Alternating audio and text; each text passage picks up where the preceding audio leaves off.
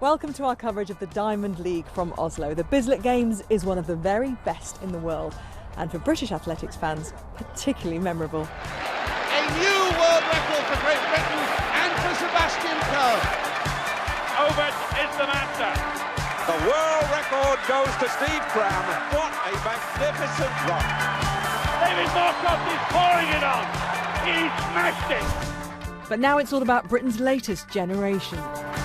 Craig Rutherford led from gun to tape. Hudson Smith leads for gold! Alongside them in Oslo are some of the world's finest. Barshim has been absolutely superb today. The Bislett Games is celebrating its 50th anniversary. While Oslo has hosted international athletics since 1924, the city prides itself on its ability to inspire world records. Oslo has witnessed 65 in the last 91 years, and later we'll hear Steve Cram's memories of setting the mile record 30 years ago. Now he's part of our commentary team alongside Stuart Story. Welcome to Diamond League Athletics from the famous Bislett Stadium in the Norwegian capital of Oslo.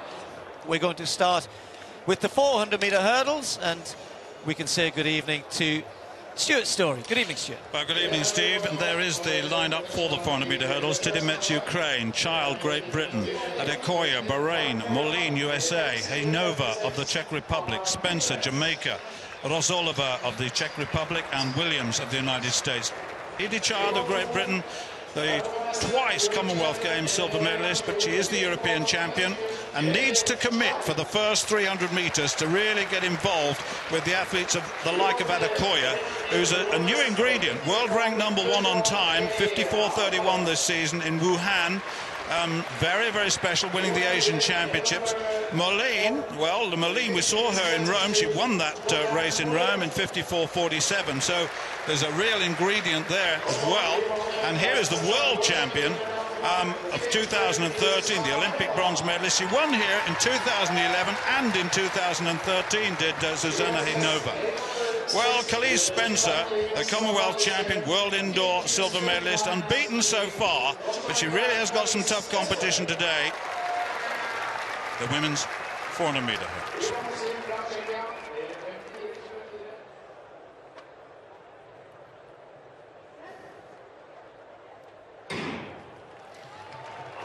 Well, no problems with the start. Williams has gone off terrifically quickly right on the outside, and so has Moline, already making some headway and up on Hejnova at the moment. And right on the inside, Edie Child of Great Britain has really got to commit for this first 200 and get to 300 very, very well. Spencer going very nicely at the moment, being chased by Moline, and still Adekoya, the Asian Games champion, has got a little bit of work to do as they come into the straight now. Spencer, who stuttered a little bit in the final stages of her last outing, has got to really work hard here, because in lane 4 we've got Moline going very strongly indeed, and Spencer is really under attack now as they come into the home straight. Big run, and Spencer once again shows terrific form, but has she got enough? It's going to be very tight. Spencer gets it again from Moline in second, Hejnova in third, and the time 54.16. And I have to say that looking up at the flags, it still is quite windy, and Khalees Spencer once again maintains that unbeaten record thus far. A world-leading time of 54.15. Terrific down the home straight, though, and it was down to 2 in a minute at this moment, Steve. Yeah, you weren't really sure coming off the last hurdle who was going to get it. Spencer just probably had that half a metre, turned it into maybe a metre by the end. Really strong, as you said, down the home straight. I think a few others behind were really struggling with stride patterns, was watching 1 or 2 coming at the home straight. But Spencer, as ever, is consistent, and she is a great competitor when it comes to a bit of a scrap like that. Moline, great race last week, following it up again with another one here. But Spencer, with a new world lead there, showing she may well be the one to beat. This event just starting to warm up this year. It's been a little bit slow to get going. 1 or 2 new names, as you said, to look out for. Hejnova still way off the pace, really. Well, there it is, Spencer, 54.15. Georgiana Molina, then 54.29. The season's best for her. Hejnova of the Czech Republic, 55.14 in third. Well, what a night this could be. Javier Sotomayor, the world record holder in the men's high jump, sitting in the stands watching. There he is, incidentally, there he is. And there's Bondarenko, one of the men who cleared 2 meters 40 last year, one of the men who perhaps has the world record in his sights. Barsham, the man who everybody thinks is capable of it. What a mouth-watering prospect. Coming up, Britain's Martin Rooney and Matt Hudson-Smith, European gold and silver medalists, go in the 400 metres. Ethiopia's Genzebi Dibaba tries again to break the world 5,000 metres record that's held by her sister Tirunesh. Laura Waitman and Laura Muir test themselves in a world-class 1,500 metres, which includes world champion Abiba Aragawi. Britain's Asher Phillip races Veronica Campbell-Brown and Muriel Ahuri in the women's 100 metres. And we finish with a Bislett Games tradition, the Dream Mile. Well, let's have a look down the far end of the stadium then. We've got a very accomplished women's field in the hurdles. Coward of USA, Pedersen Norway, Telle Belarus, Rollins USA, Stowers USA, Harrison USA, Lolo Jones, her first appearance on the scene this season, and then Bianca Bach of the Netherlands. I'm just hoping that Jasmine Stowers, who's running in the 5th lane, can actually get a race in this time. She fell over and hit the lead leg into the hurdle in the Rome race and then got disqualified. Diana Rollins, absolutely superb in 2013, totally unbeatable. And Jasmine Stowers, well, she started off this season with a National Indoor Championship and has had some difficulties since, but she's very, very quick at 12:35 this season. Just wonder whether Rollins can return to the sort of form that we saw in 2013 when she ran at 12.26. Fantastic time to set a new American record.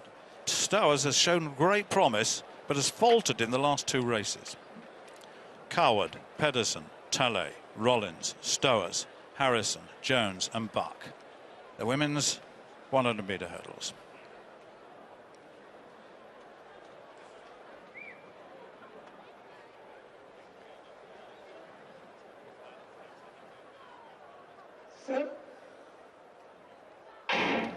Well, no problem with the start this time. Stowers not away well, and look at this. Rollins is going well, and Stowers now making some headway, and outside Stowers is Queen Harrison. And look at this from Brianna Rollins. Rollins is going well. Rollins is going to... Oh, it's very close. Rollins, I think, gets it from Stowers. 12.82, and that tells you that it's a headwind. It has to be at that time, because they've been running very, very much faster than that. But that was very, very close. Stowers and Rollins, the two of them. Now, which one got it? Well, Rollins is a cracking starter at the best of times, and she did get out very well here. Stowers wasn't too badly away, but by comparison with Rollins, and she has to work really hard here. You're right, they are into a minus 1.4. But Stowers, well, after those couple of disappointing performances and the last couple of races, gets through safely and gets the win. She really did, though, come off that last hurdle well. She's very, very quick, Stowers. She's got great flat speed, and she's got...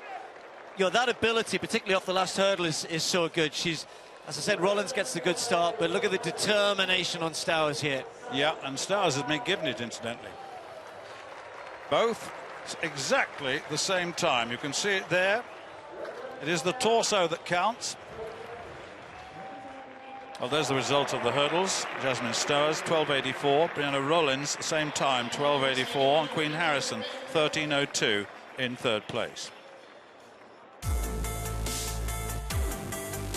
Britain's Greg Rutherford won the long jump in Birmingham last weekend with a leap of 8 meters 35, his best ever performance on British soil. For Rutherford, this could be a defining year.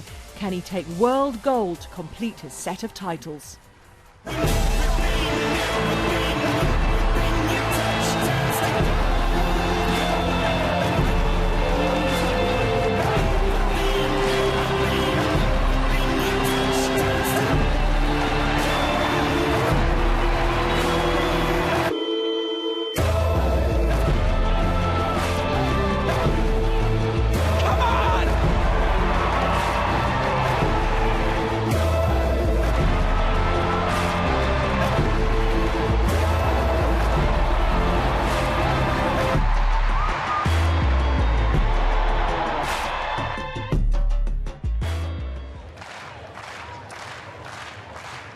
this long jump really, given the strength of the field, has not really got going. The wind has been a problem. Hartfield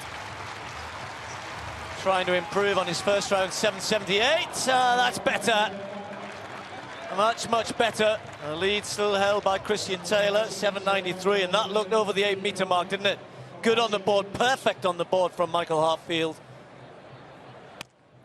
He's got a lovely technique. I love this hitch kick technique he's got. And it's all about getting rid of the rotations forwards or backwards and getting a good leg shoot at the end. You've got hang, you've got ordinary sail, you've got 1.5 hitch kick, you've got 2.5. There are so many ways of doing this. 8.04, he's in the lead. The Olympic champion, Greg Rutherford. A superb 8.35 in Birmingham. Poor first round effort, got his run up a bit wrong. It's good speed this time. That's better, much better. A white flag. When he controls that speed on the runway and he's looking after his body, nursing his body, he says, not taking too many jumps, still early in the season, of course. I think there's more to come, Steve, from that, because his leg shoot wasn't that great, and I think there's much more to come. Yeah, just a little off balance maybe there, but 8.16 for Greg Rutherford. That will take the lead, plus 1.4 as well, playing with the wind just switching round a little bit, just on their backs now, so maybe we will get some longer jumps. Line up for the men's 400 metres then. Arananda, Williams, Warholm, Gardner, Majlak, Hudson-Smith, McQuarrie and Martin Rooney of Great Britain on the outside. Really interesting lineup. Now, Delano Williams of Great Britain. We've got 3 British athletes in this race, and it could be a big year for 400-metre running in Great Britain. Delano Williams looking to concentrate on this event now, former 200-metre specialist, just 21 years of age. This is Stephen Gardner of Bahamas. And Gardner, I think, is a real talent. Has started to concentrate on this event, has already gone under 45 seconds this year. 200 metres at the World Junior Championships last year, but a big talent at 400.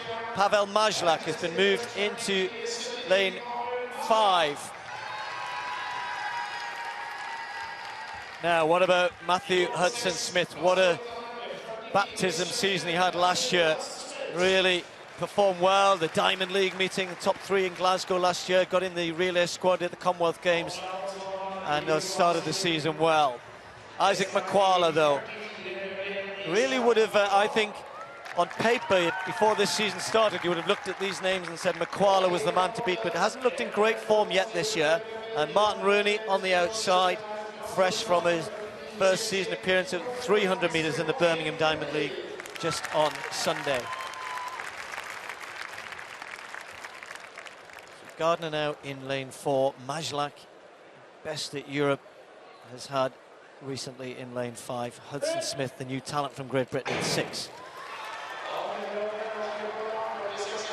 Get away to a very even start. Nobody really making any breaks at the maybe Majlak just moving up on Hudson-Smith in lane 5. Martin Rooney going well and attacking this first 200 as you have to out in lane 8. In the shade, down the back straight. And also going well right on the inside in lane 1 is, Arananda's not, it's Delano Williams in lane 2, excuse me. So Delano Williams trying to get on terms. As look at Gardner now in lane 4. Look at that bend that Gardner has run. He's going to come into home straight with a lead here. And it's Stephen Gardner, Bahamas, looking fantastic at the moment. Stephen Gardner pulling away as Matthew Hudson-Smith finishes pretty quickly. But Stephen Gardner of the Bahamas, that's quick. 44.64 the clock stops at. He's getting quicker and quicker and quicker, and the Bahamas may have just found themselves a new star here. As I said, last year concentrated on 200 metres in his World Junior Championships, but that is a cracking run, a brilliant performance from Gardner. Some good performances behind him, season's best, but a big personal best. But he's tall, he's rangy, but he's powerful as well, Stuart. Yes, he is, and it happened between 200 and 300 metres. He really had a superb bend, a top bend on this track, and once he got into the apex of the bend, he really attacked it, and he was so far ahead. It was an unbelievable piece of running. Hudson Smith for Great Britain coming in second at 45.09 with the season's best, and it was Pavel Maslak who went off pretty quickly in the early stages and paid a little bit of a penalty for that. 44.64, big personal best for Gardner. Hudson Smith, the season's best. Maslak, the season's best. And Warholm of Norway just missing the national record. This is Fazzanotti, Marco Fazzanotti of Italy. First one to have a go at 2:29. The bar's gone up to, and a nice easy clearance. It's a lovely night. And this stage has been set for this men's high jump. And there are meant to be some lesser players, including Fazzanotti, but he won't be thinking about that. He wants to take advantage of this great stage that's been set. So season's best for him already. First time clearances all the way through for the Italian. This is a young man who's 2:38 this season. He's going really well.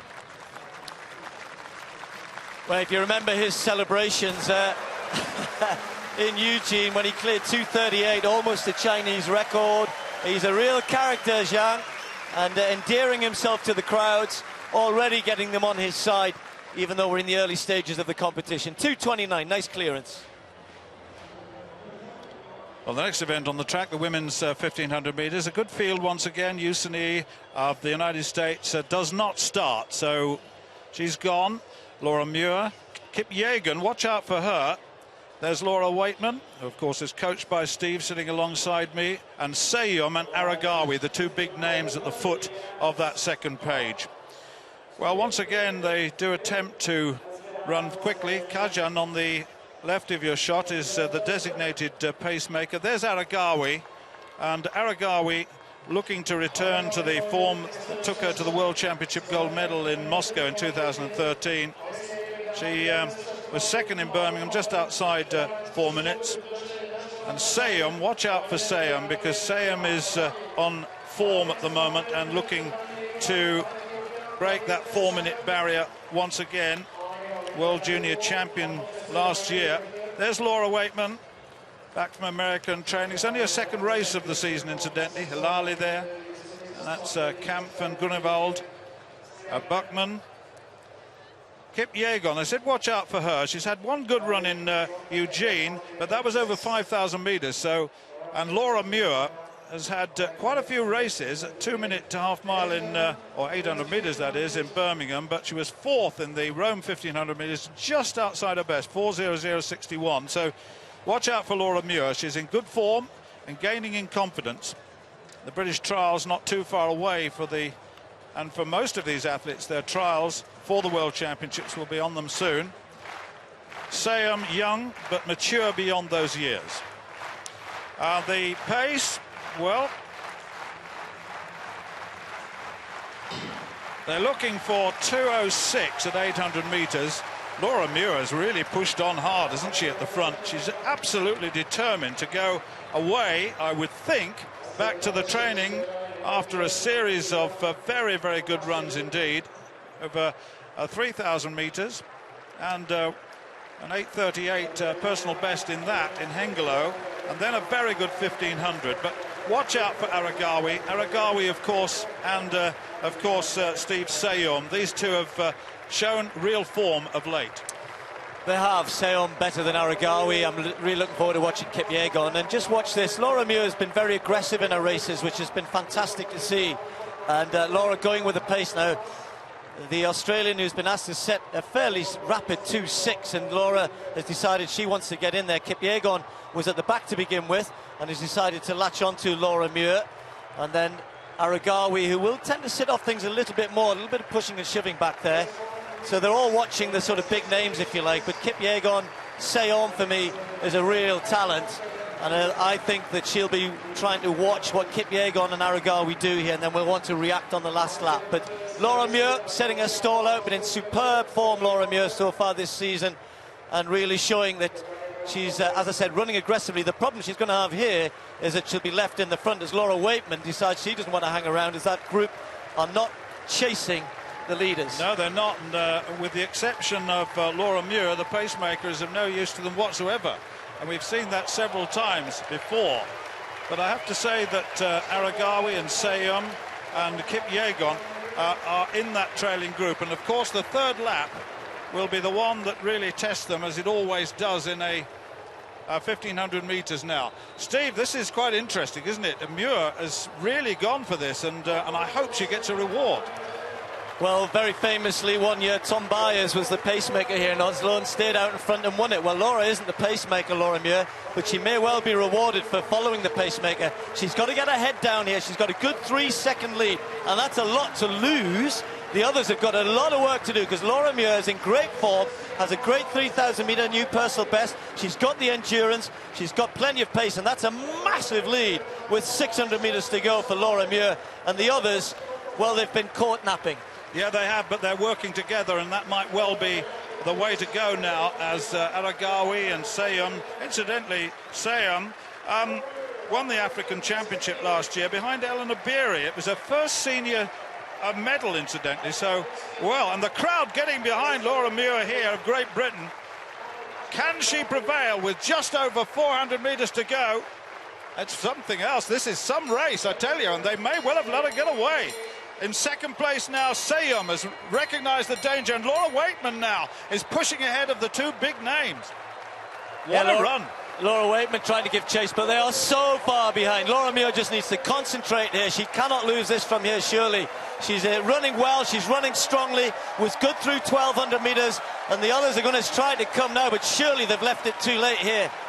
Well, certainly the chase is led by Dawit Seyum, and behind is Kipyegon. Kipyegon now is pushing past Seyum. Kipyegon, the 5,000 metre runner, and remember, Kipyegon was twice World Cross Country Champion. She's strong, with just about 50 metres to go, and they're chasing so hard. Kipyegon in second place, but Laura Muir, can she hang on? The grimace on her face. Kipyegon in second, Seyum in third, Aragawi in fourth. Can she hang on? I think she probably can. The ground is being eaten up, but Laura Muir is going to get there.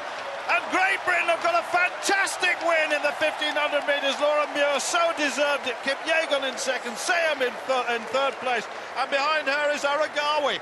Well, you just go into a race and you say it's 4:00:41, not quite the 4-minute run, but that, Steve, was a sensational piece of running by a Briton who really deserved what she got there. She earned it. She really did. Well, I'm so pleased for Laura. She deserved that. You know, and that is just outside her personal best. Another run around 4 minutes after what she did in Rome. And this time, though, that was a very different performance. She had to run the last 700 metres completely on her own, knowing that they were chasing her, knowing that she had to just get her head down, stay strong, which she did superbly well. Ran around about a 63 last lap, maybe a 62, but the fact that she'd committed herself, and that's what she was rewarded with the win by committing to the pace, committing to go with the pacemaker, trusting the great form that she's in. So well done, Laura Muir. That's a great victory on a great stage. Having another look at Laura Muir hanging on. What a brave, brave race that was for her, beating world-class talent, and she, by virtue of that race, becomes world-class talent. Let's be honest. Laura Muir, 4:00:39, a season's best. Kipyegon, 4:00:94 in second, and Seyum and Aragawi left in the Britain's wake. There are the rest.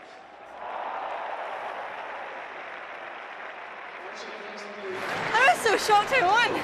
This is the biggest thing I've ever won, so yeah, I knew the pacer was going to go through about 2.6, and we're a bit off of that, but that was fine. I think I went about 2.8, and this is what I wanted, and I was just so scared people were going to catch me. Just ran as fast as I could. So what are your feelings now? What do you think about the rest of the season? Really looking forward to it. I mean, we've still got a bit of work to do, so that's me until British trials now. But no, that's great to go out on that for the trials. This is how the Diamond League points system works. There are 14 meetings in all, with 16 different track and field events for men and women across the season. Every event, be it sprint hurdles or the shot put, has its own competition with 7 rounds. The winner of each round gets 4 points, second place 2 and third place 1, with double points up for grabs in the season finales in Zurich and Brussels. Come September, the overall Diamond race winner will take home $40,000 and the glinting Diamond Trophy.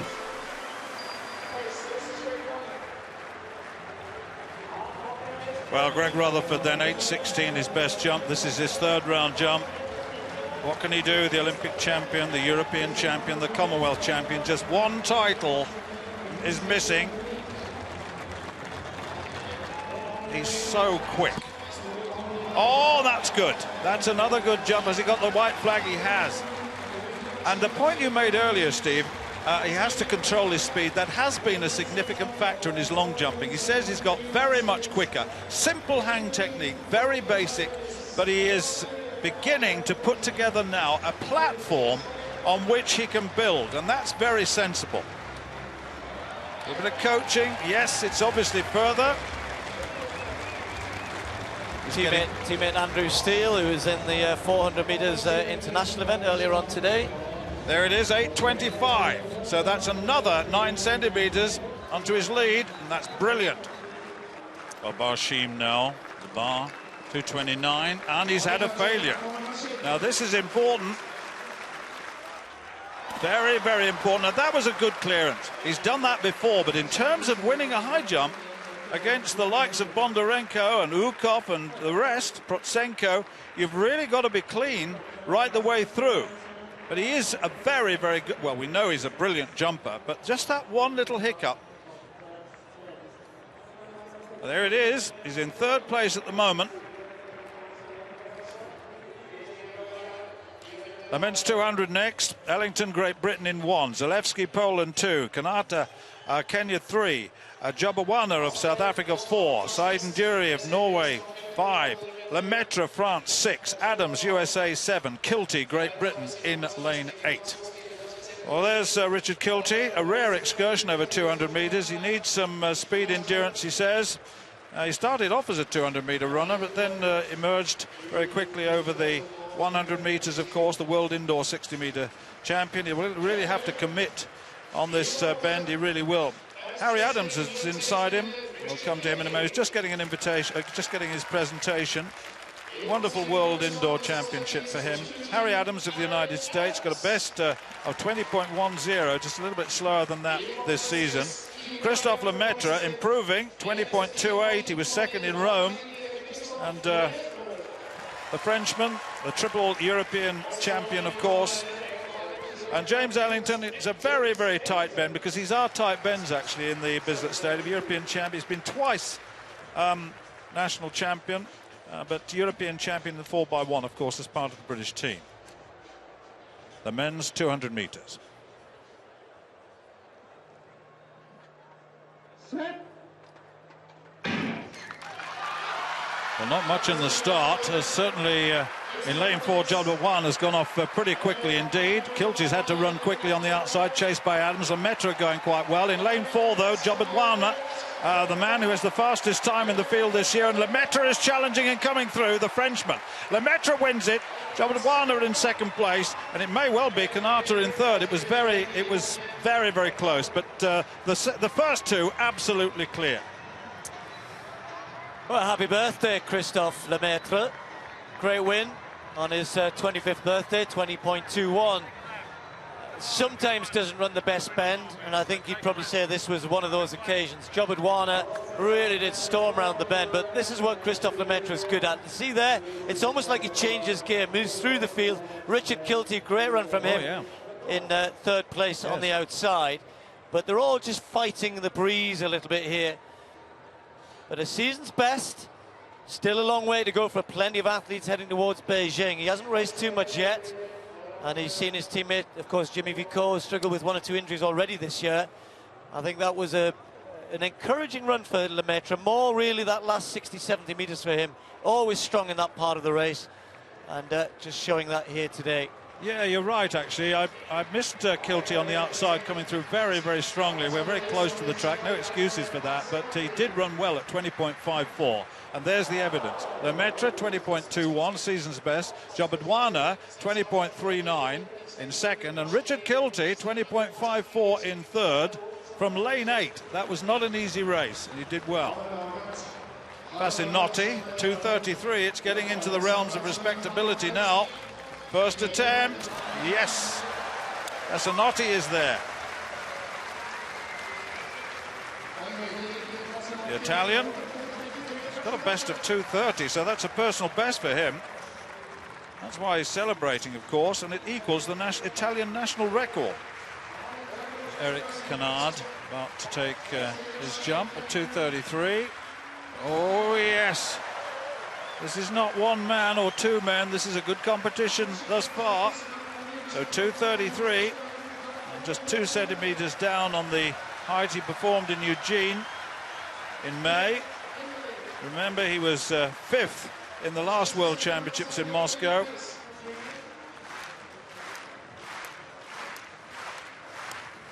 Bondarenko now trying to get himself in the mindset where he knows he's got to go higher, will have to go higher later. Ooh, no. 2:33, first attempt. He won't be happy with that. That could be significant, of course, in terms of a win later. But Barshim had one failure at 2:29, so well, they're all just struggling a little bit, or maybe just getting into these early heights. Ratej, the javelin. Yeah, the women's javelin in years gone by, such a highlight of these Oslo meetings. Ratej, who's been in fine form already this year, ranked number 4 on the world list. And of course in Birmingham last week, the men's javelin really is been set alight really by that 91-meter throw. Perfect wind conditions that night, so they're just throwing into a slight breeze now. As I said, it's switched around, keeps moving all the time. So Ratej 62.59. This is Villon a few minutes after that, and you can see there improvement from the South African. Villon, 2-time Commonwealth champion in Delhi and in Melbourne, and that one close to the 65-meter mark. 64.36 in round 2. So this next jump for Barshim in the high jump, absolutely vital. This young man deep in concentration now. Had the early failure at 2:29, got it on the second attempt. What can he do here? Oh, yes, that's better. That was a significant clearance. His approach was good. It was very confident. He looks a little bit nervous, though, I have to say, tonight. But that puts him into second place behind Fasanotti, the Italian, who's got a clean run right the way through to 2:33. There it is.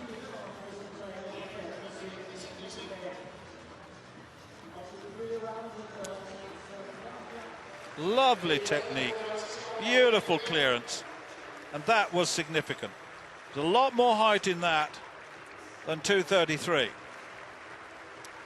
Here's Zhang again. Already quickly becoming a crowd favourite. One failure so far, 2:33. Ah, nice.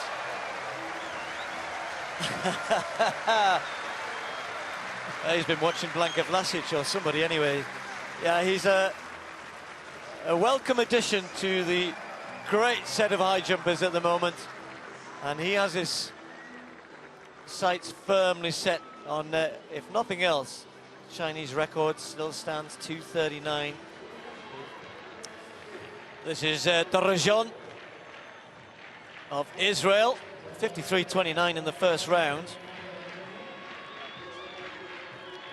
Recently set a new national record, 63.85 in Ostrava. Oh, that's long. That's another big throw from the Israeli athlete.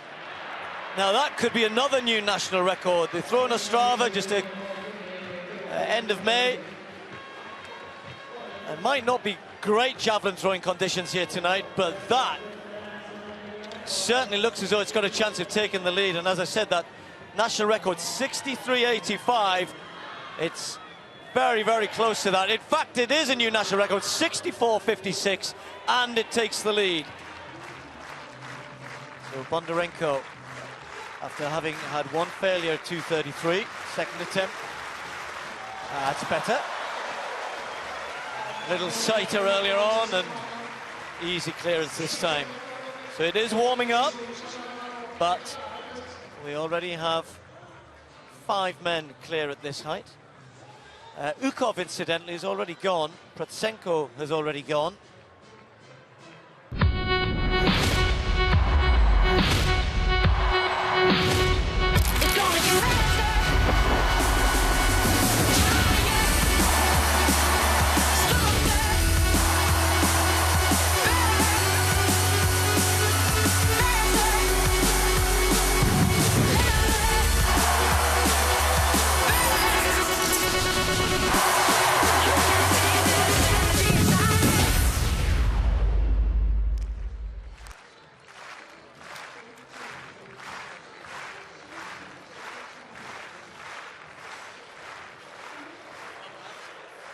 One of the highlights of the evening was always meant to be the women's 5,000 metres, and particularly the name of Genzebe Dibaba, the athlete for whom this race has very much been set up as a world record attempt.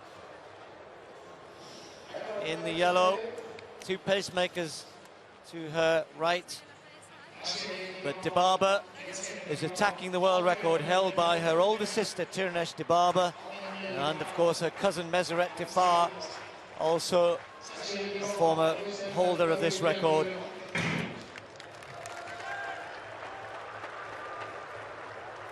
So the pace for this women's 5,000 metres hopefully is to be set at around 2:50, 2:51 for each kilometre. Now I have a feeling that Dibaba certainly will go with that. That'll be fine until the pacemakers drop out. The question is, can she then push on? She had a go in Eugene at the end of May and ran a very good time, but it was in the end quite a long way off the world record, even though it was under 14:20, which in itself was a great performance. But without anyone to push, and I'm not sure that clearing the field, if you like, for Dibaba is the best way to help her to run 14:11, which is the world record. I just wonder what Zhang can do here also at 2:36. Second attempt. No. Well, all of a sudden, 1 or 2 failures creeping in. Fasinotti's had a couple of failures at 2:36. So has Zhang. Canada's had 1. Barshim's had 1. Bondarenko has passed at 2:36. And he's playing the tactical game. It took him 2 attempts to clear 2:33. He's seen Fasinotti fail at this height, so it's a tactical game in the high jump, that's for sure. Well, not too many tactics in this 5,000 metres. They are running against the clock, but that is not going particularly well. The pace, third lap, dropped to around 70 seconds, and Tverdestup dropped out. Braniatovska trying to pick things up, but not really able to do that at the minute. You can see how hard she's working just to run 4 or 5 laps at this world record pace. Kapiwa has happily let Genzebe Dibaba, Teferi, Kalita Burka just go with that pace. Now Dibaba's got a problem here. She needed this to be a bit quicker, and already she knows she's struggling. Teferi, her teammate, is going to help her here. So Teferi just moving ahead, and maybe we'll say, okay, that's not quite what you wanted. A couple of 70-second laps have already dropped them off the required pace. Now, Mr. Bashim, what can you do? You really do need to get this. It's a second attempt at 2:36. Bondarenko's passed. No. And that is a second failure at 2:36. Let me just remind you, Bondarenko of Ukraine has passed at this height. He got 2:33 on his second attempt, so he wasn't going to beat the 3 men above him because of that one failure. So in order to win, he's passed at this height and hopes that he can get clear at 2:38, assuming, of course, that Barshim fails again at 2:36. Genzebe Dibaba striking out on her own now. This is all going to be about her. She has a great record, particularly indoors. 14-18 indoors, a world record over 5,000 metres, and most people thought if you can do that indoors, surely outdoors, 14-10, something like that must be within your grasp. She said she's prepared for this race in Oslo, even more than the race in Eugene. 2:53 for that kilometre, so it has picked up a little bit, but not enough. She is still within striking range, but as I said earlier, she would have to find a massive last 5 laps here, and on her own, that's a huge Herculean task for Genzebe Dibaba. Fascinotti then. Third and final, 2:36. Was leader at this time. Oh, that was so close. But he's gone. He's gone. He's in second place at the moment now, but he's had a very good day at the office. I just wonder, what can Zhang do? 2:36, third and final attempt. Oh, yes, he's got it. Oh, yes. Zhang goes clear. The Asian Games silver medalist last year set his personal best in Eugene in May, and he's growing and growing, meet by meet. 2:36. He is the leader. He has set the target for the rest. Look at that. A young man who believes. So you can see there the bell now for Genzebe Dibaba. Still has a chance of going sub 14:20 if she can muster a big last lap here. Could still be on for a new personal best if she can use these lap runners perhaps to try and raise the game here. But Genzebe Dibaba, if nothing else, is realising how good her sister really was. Tirunesh Dibaba's world record is safe for another year, but Genzebe doing her best here down the back straight.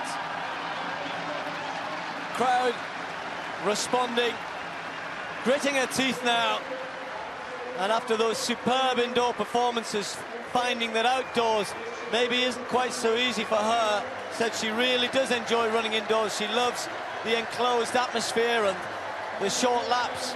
And now sprinting hard here, Genzebe Dibaba, the crowd in the home straight rising to what is still one of the all-time great 5,000-metre runs from the Ethiopian.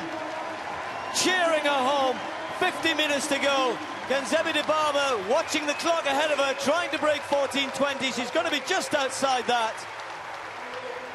14:21 her winning time, a 65-second last lap.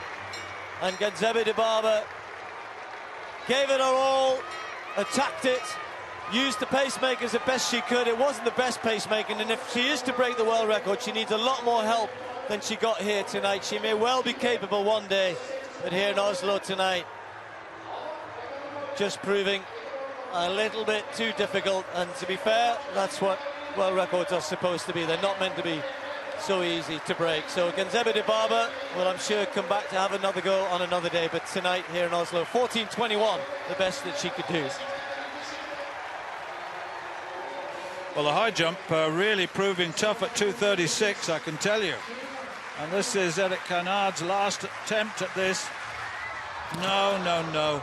Same on each occasion. He's very angry, of course, but nevertheless, he's gone. Long jump. Still Greg Rutherford leading. This is Menkov, Alexander Menkov. Brilliant year in 2013 in front of his home crowd. That was a bit better. Has been struggling so far this evening. Right on the board this time. Menkov, 8:27 is season's best, but that 8:56 in their World Championship year when they were held in Moscow, of course. And that's an improvement. 8 meters exactly, the wind 2.2 meters. Well, the crowd preparing to watch this young man attempt for the third and final time, 2:36, to stay in this high jump competition. Oh, he's gone! And of course the fairy tale has gone with him, except Bondarenko is still in and Zhang is still in. But that will be a disappointment for this young man, particularly when he's aware of the presence of Javier Sotomayor, the world record holder. He is capable, quite clearly, but 2:33, he's failed at 2:36, back to the drawing board for the moment. late in the evening in Oslo, but it's still pretty warm, still conditions still pretty good. Michael Hartfield in the long jump now. This is the 6th and final round. He's in second place, but he's chasing 8 meters and 25, which is the distance of Greg Rutherford, who is withdrawn from the last 3 rounds, incidentally. He's capable, but that's not going to do it. And that's not his best jump is 8.04, which is was in round 2. But that well down, and both on the board and in the landing area there. You can see that 8. He's below 8, so that's not 8 meters. Little hitch kick technique. He's trying desperate to get out there. But Hartfield is a man who's there's Greg Rutherford, who's won another competition. I was saying Hartfield is a man who has a best of 8.27, but Greg Rutherford's beginning to show some form now. 8.35 last week and 8.25 this week, and it's once he gets a platform in that region, then all of a sudden the big jumps will come. Well, there is that result. Greg Rutherford 8.25, Michael Hartfield 8.04, Alexander Menkov 8 meters in 3rd place. Yeah, only 4 days ago I jumped in Birmingham and won that with an 8.35, and I've managed to come here and jump 8.25. Conditions were very, very tough today. The wind was swirling all over the place and it started to get a little bit chilly. So for me to pull that out of the bag and managing to do it only in 3 rounds yet again, I'm really, really pleased. It shows that I'm in good form, and the injury that I did have is healing. I've got 3.5 weeks now to get training for our national trials, then another 3 weeks, then the London Diamond League. So I'm feeling confident. Hopefully I'll stay in one piece and I can have a great run into the World Championships, and that's the last medal I've got to get to complete the set. I'm aiming to win the World Championships this year, and that's what I'm going for. Bondarenko then in this high jump, and he's got a 3rd and final attempt at 2 meters and 38. If he fails this, then Zhang of China will have beaten the very best that the world could offer on this occasion. This goes to show, doesn't it? Oh my goodness me, got such great height and clattered it on the way down. You can see that there's 240 plus in that body. It's such a shame. He just gets it wrong here until he's got the height. Watch his heels. Oh, honestly, he definitely had the height there, and for Bondarenko, that must be very frustrating. Barshim's had a tough couple of weeks, that defeat at the Asian Games, and never really looked like going too high here tonight. So despite all of the build-up, all of the talk about the world record and Bondarenko, Barshim, Ukov, etc., it's left to Zhang. That's a great victory for him. 2.36. Fasanotti equaling his national record, 2.33, new personal best for him. Barshim, 2.33, best that he could do tonight. And look at Ukov, Pritsenko, big names, really not performing in the way which everybody was hoping. There's confirmation of the javelin result. A new national record for Dorojan, 64.56. Villon, 64.36. Spotakova with a new season's best in 3rd place, 64 meters and 10 centimeters. The women's 100 meters, Kakbo in 1, Young in 2, Okparebo in 3, Ahore 4, Campbell Brown 5, Santos, Oliveira Santos 6, Philip 7, and Lalova in lane 8. But watch out for Ahore of the Ivory Coast in lane 4, and of course Veronica Campbell-Brown of Jamaica in lane 5. Ahore in very good form, twice World Championship silver medalist, of course. There's she's on the right and Campbell-Brown on the left. Well, Ahore is going very, very nicely indeed at the moment and leading this field in lane 2. Jessica Young going well, Ahore and Young, and here comes Campbell-Brown. Ahore, Campbell-Brown gets it, and I think Young, Okparado, I think, well, we'll check on the 3rd place in a moment, but no doubt about the win. 11.04 into minus 0.6 meters per second, and they were well ahead, actually. Campbell-Brown 11.08, Ahore 11.03, and we'll just sort out the 3rd place in a moment. But have a little look at this. It was very, very good, a good start by Ahore. Campbell-Brown was way down. Jessica Young going well in that 2nd lane. So it could have been Young actually was 3rd. It was Young in 3rd place. from that second lane, but no doubt about the win. She's such a good starter, Ahure, and when she gets that advantage, Campbell Brown always trying to run her down, but never looked as though she was going to do it. Ahure in good form, of course. We saw some superb sprinting in Eugene when we had 5 women run under, in 2 races, run under 10.9. Not the conditions tonight for those sort of fast times, but Ahure with another good victory there over Campbell Brown. All about the start. There's the result of that 100 metres. Ahure 11.03, Campbell Brown 11.08.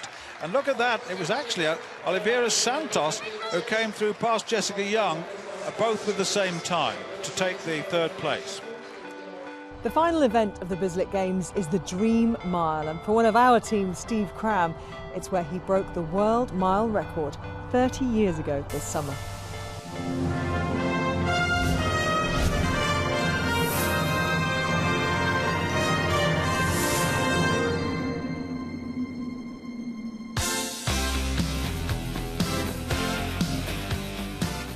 Oslo was always a favourite place for all of us to run. You know, Seb, Steve had kind of set the pattern there in the previous years, if you like. I remember even watching them, even as a 17, 18-year-old, watching them kind of break records there. And I suppose for me, Oslo was always the place. If I was going to break the world mile record, I'd want it to be in Oslo. It was very late, the race. It was getting close to midnight, and I really, by that point, was, you know, it was getting like raring to go.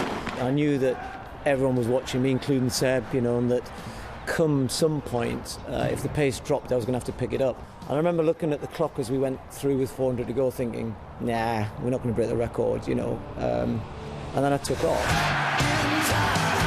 Going away, and Grower is beaten. Coming down the home straight, I remember how loud it was. And it's a long home straight in Oslo, and you can't see the clock until you cross the finish line. And then as I looked across, the line, I saw 3:46 and world record, and you know, couldn't have been a better place to do it. The world record goes to Jared.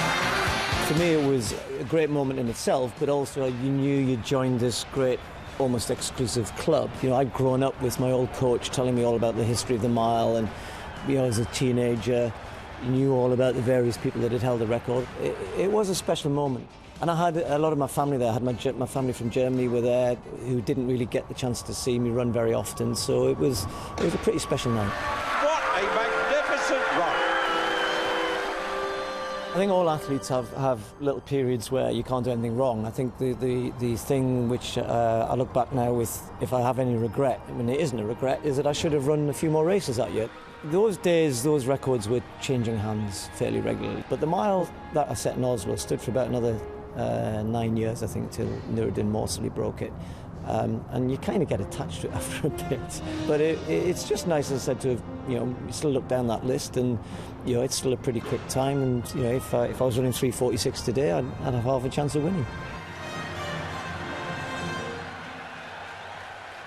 Well, it's always nice to look back. Very fond memories indeed, and doesn't seem like that long ago, 1985. It's Seb Coe also here tonight to watch the Dream Mile. John Walker, the great New Zealand Olympic champion and world record holder, the first man under 350, is here tonight to watch what we hope will be a cracking race here. And that man there, Suleiman, just chatting to the pacemakers, he's the man for whom this year's race has been set up for.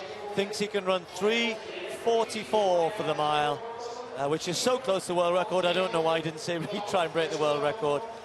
Kiprot, former Olympic champion, who's having a bit of an up and down season. You would have thought that normally he'd give him a bit of a run for his money. I'm not sure he can do that tonight. Big cheer for Henrik Ingebrigtsen, one of Europe's best, and hoping to break 350 and set a new Norwegian record tonight. Silas Kiplagat, former Commonwealth champion. The men's Dream Mile. Here we go then. 150 through 800 metres they've been asked for. Don't know why Suleiman's running so wide there. Maybe thought he had to stay wide to keep out of trouble. I'm not so sure. But the two pacemakers, and Gatic and Ruben Bettu, very good 1500 metre runners themselves. They've just got to calm and try and do this as smoothly as they can And then it'll be interesting to see what the likes of Kiprop do, whether or not he tries to get on the back of Suleiman. At the moment, Kiprop happy to be much further back in the pack. Quemoy's moved up there behind Suleiman, who's in the yellow behind the two pacemakers. Yeah, you mentioned Kiprop there. He's won this 3 times already. He won in 2010, 11 and 12. And Suleiman he's won in 13 and 14, so he's going for his 3 wins. So these two have actually dominated the event the last 5 years. So whether that will change tonight, I don't know. But certainly Suleiman, the world indoor champion this last season, bronze medalist in the 800 metres in the World Championship. He's got basic speed, he's got the speed endurance, the strength endurance, and we know that really when you talk about 344, then this is a man who has the potential. Pretty good first well, it's more than 400 metres, of course, this mile distance. It's 4 laps and 9 metres, and the way the timing system works, they were timed at 57 seconds, but that was for 409 metres. So a good strong pace being set, and already the gap's starting to appear here between Suleiman and Quemoy. Behind him Kiplagat, then Kiprop, then Ingebrigtsen, with this big Norwegian crowd hoping that he can produce a new Norwegian record for them. So Bet leading them as they come down, this time with 2 laps to go. Suleiman will surely be left on his own to attack this. Ryan Gregson, the Australian, moving up as Kiprop and Kiplagat try to get a little bit closer. Slower than they were asked for through that mark there, but Suleiman has got the ability to really pick it up on the last lap if they've gone a little steadier than asked for, and I think that's probably a smarter thing to do. Yes, indeed, but he's got the long way to go now, and Suleiman really has to move as Netic. He's a good athlete, Getic, who's taken it on now. Now Suleiman's on his own, so there really is the very, very difficult. The 3rd lap, of course, of a 1500, the same sort of problem in the mile, and he's got it all to do himself now. The others are way, way down. I don't think they're going to close. They look as though they are making a bit of headway, having said that. But there's 7 or 8 metres down. Kiprop starting to move through with Kiplagat. Once more, the crowd rise to their feet, but they're closing in on Suleiman. And Ingebrigtsen's having a cracking race, the Norwegian in 4th place. Ryan Gregson of Australia behind him. 2:53 at the bell. That's not as quick as they liked. It's way off what they wanted, but you can still run fast off that, that's for sure. But you need a big last lap. Kiplagat now on the shoulder of Suleiman. Has he kept anything? Because the whole pack have closed in on him here. Kiprop is there. Ingebrigtsen. Look at Ryan Gregson attacking down the back straight. Quemoy still with chances here. Kiplagat goes past Suleiman, who hasn't responded. Kiprop still looking comfortable at this point. And these 3 now starting to pull away against Suleiman, not giving up at this stage. Really big performances behind here as they really haven't attacked the time. So it's all about a race here. Hannes going well, the Belgian. But Kiprop now stretches out, and look at Hannes. This is a great performance from him. Can he get a surprise here? Kiprop pulling away again. Kiplagat on the inside. And Kiprop is going to win the Dream Mile once more. 3:51. Hannes raises his hands. He knows he's broken the Belgian record in 3rd place. Kiplagat took 2nd. Disappointing run really from Suleiman after everything that he said, how he was going to attack this, how he was going to run 3:44, and how quick he thought he could go. But a return to winning ways for Asbel Kiprop. He'll be absolutely delighted with that. But what about Hannes? Yeah, Hannes really was attacking, wasn't he? Look, he got into a beautiful position. He ran a perfect race, and really, Kiprop, it was way, way down at one stage, gradually came through and made that his 4th win of this series of Dream Miles. So here's the official result of the Dream Mile. Kiprop 3:51.45, a season's best for Kiplagat in 2nd place. A new national record for Peter Jan Hannes. Suleiman, disappointing performance from him. Halusa with a personal best. The Czech Republic athlete in 6th place. Gregson attacking hard on the last lap, rewarded with a season's best. Well, the 50th anniversary meeting here in the Great Bislett Stadium, perhaps not living up to the billing that the organisers had hoped for. All the great names in the stadium were hoping perhaps for the 70th world record. It wasn't to be, neither in the high jump nor in the women's 5,000 metres. But what a night for Great Britain in the sense that Greg Rutherford continuing what's been a good week or so for him in the long jump. But the performance of the evening has to go to Laura Muir, front-running the women's 1500. Superb run for her, her first Diamond League win. Congratulations to her, what a season she's having. Next weekend, we'll see Great Britain compete in the European Team Championships. We've got 2 days of live action from Cheboksary in Russia. We're back with coverage from New York tomorrow lunchtime on BBC Two. Usain Bolt is the headline attraction, his first Diamond League appearance of the season. Until then, goodbye.